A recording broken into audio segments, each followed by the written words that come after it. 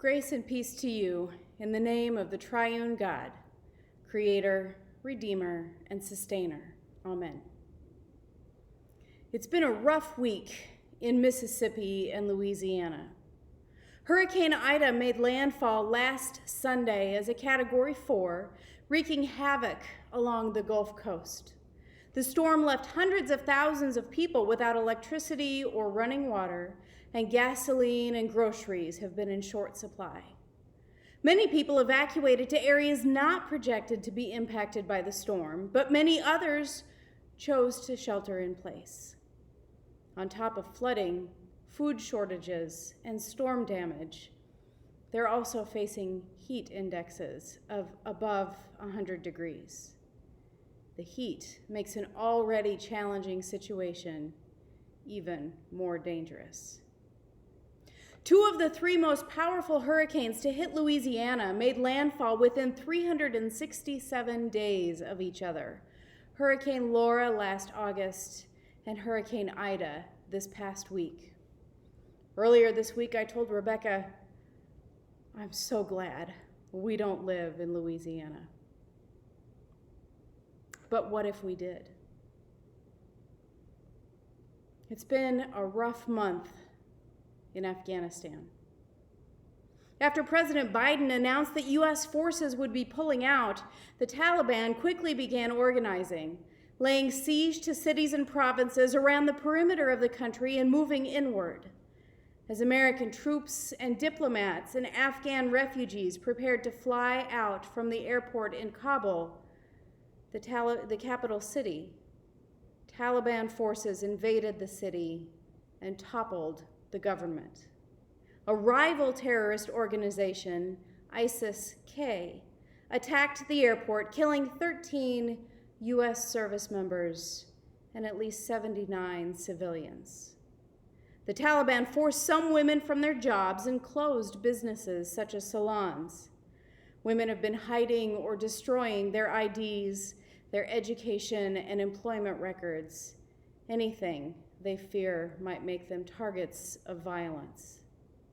The Taliban has publicly said that women will not be safe from violence at the hands of their soldiers and instructed them to stay home instead of going to work or school. All of this has made me think, I'm glad we don't live in Afghanistan. But what if we did? Throughout the United States, we've dealt this summer with rising COVID infections and hospitalizations, a variant that infected people at a much faster rate, and a desire for a return to normal that saw many people foregoing masks and social distancing. As schools returned to in-person learning, higher rates of positivity among school-age kids and teens have been seen. At the end of a summer that has been more stressful than normal for many people, many of us have been looking forward to the 3-day Labor Day weekend and a chance to relax and unwind. But what if we didn't have that option? Where would we find ourselves? How do we deal with the stress and strain when we can't get away from it?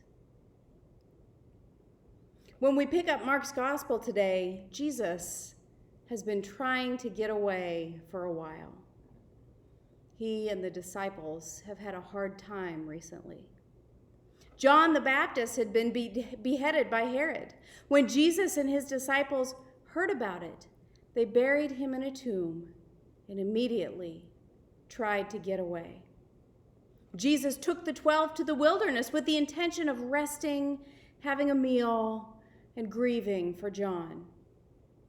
But the people who had been following Jesus saw them leave and followed them even to the wilderness, where Jesus preached to them and then fed them from 5 barley loaves and 2 fish. When they came back from the wilderness, Jesus was constantly beset by people in search of healing for their loved ones. Then, maybe while the 12 were trying to grab a quick bite on the run, the religious leaders noticed that they weren't engaging in ritual hand washing before they ate and hassled Jesus about it. Jesus responded to them and to the crowd pretty tersely, but very much in line with what he has been preaching throughout his ministry, telling them it's what comes out of us that makes us impure. So it's been a rough couple of weeks for Jesus.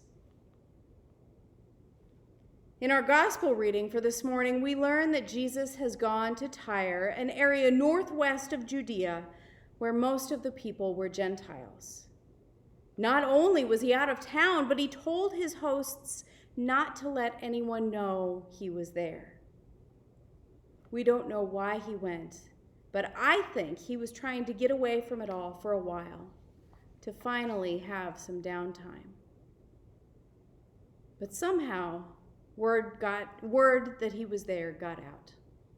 A woman with a demon-possessed daughter came to ask him for healing.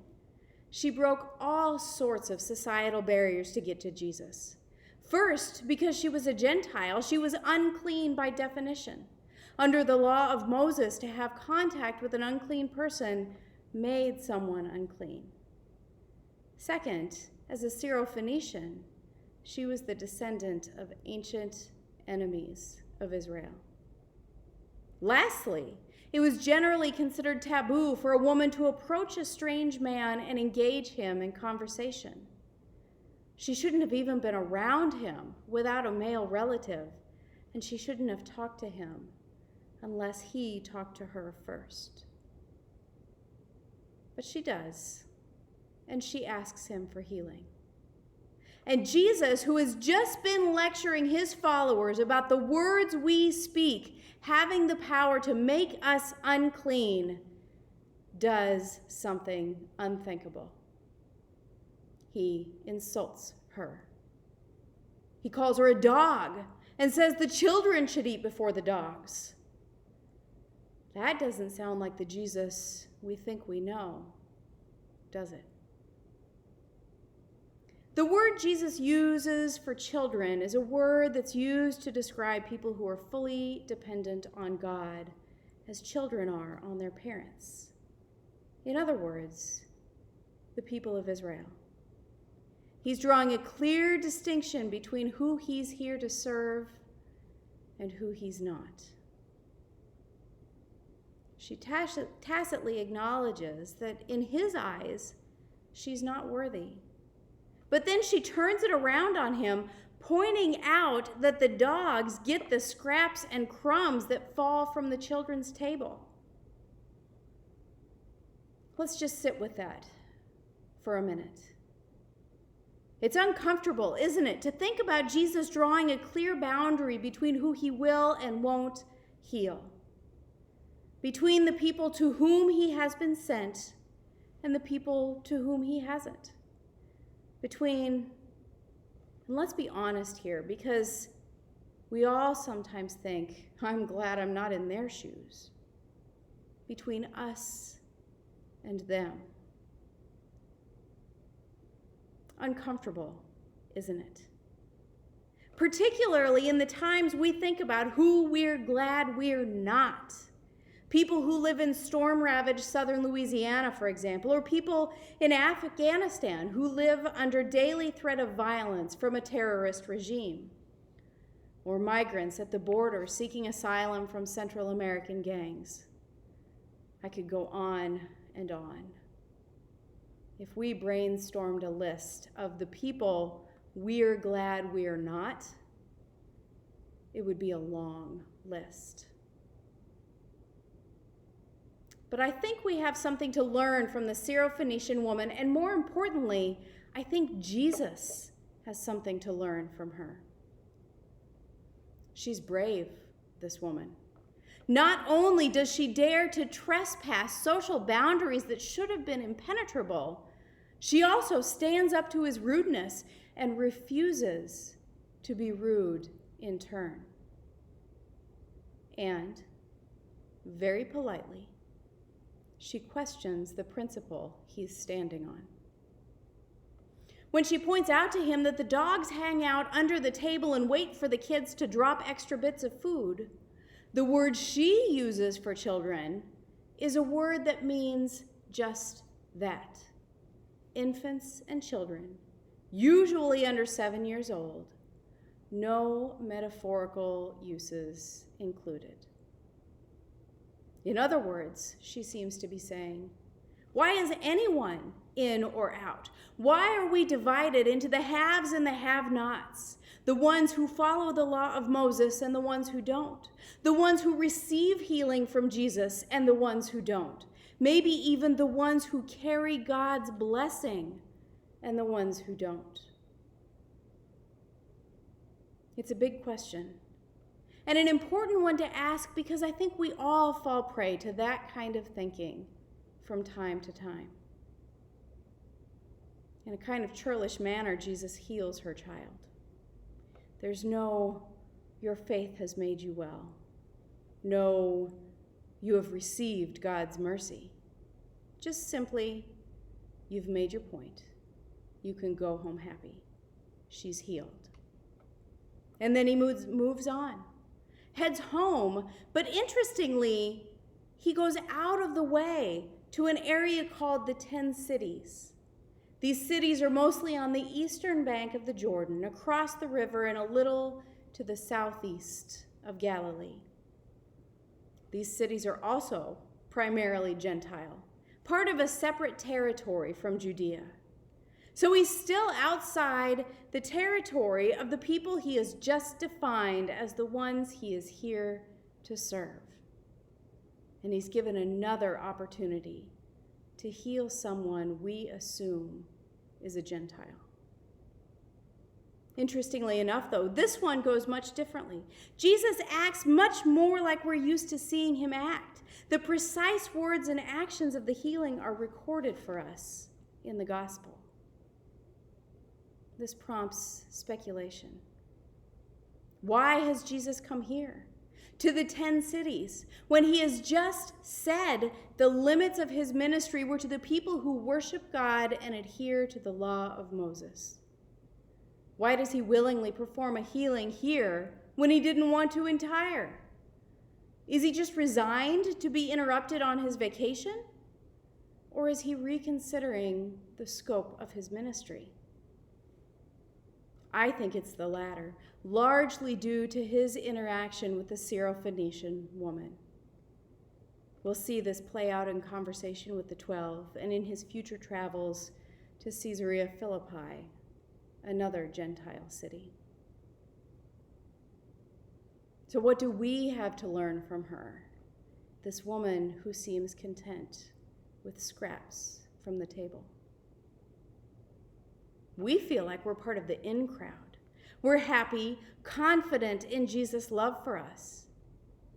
And in a few minutes, when our focus turns to the table for communion, how many of us will be able to say we have never taken it for granted, never gone through the motions? And yet there are people who believe that scraps are all they are worthy of receiving. What is their experience when they come to the table? I hope they experience grace abounding. There are no haves and have-nots in God's kingdom.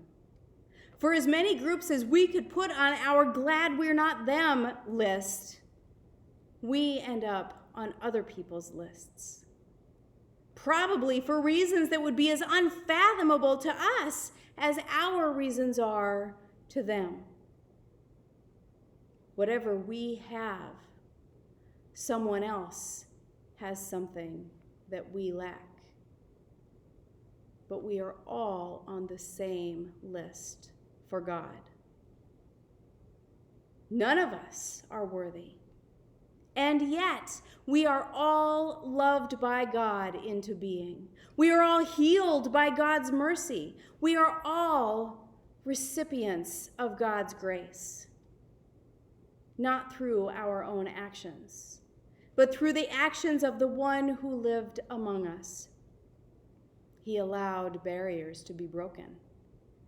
In doing so, he redefined what it means to be in, so that no one is out.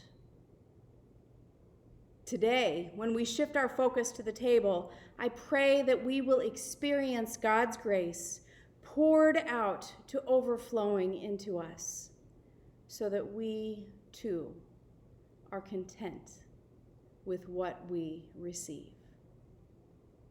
Amen.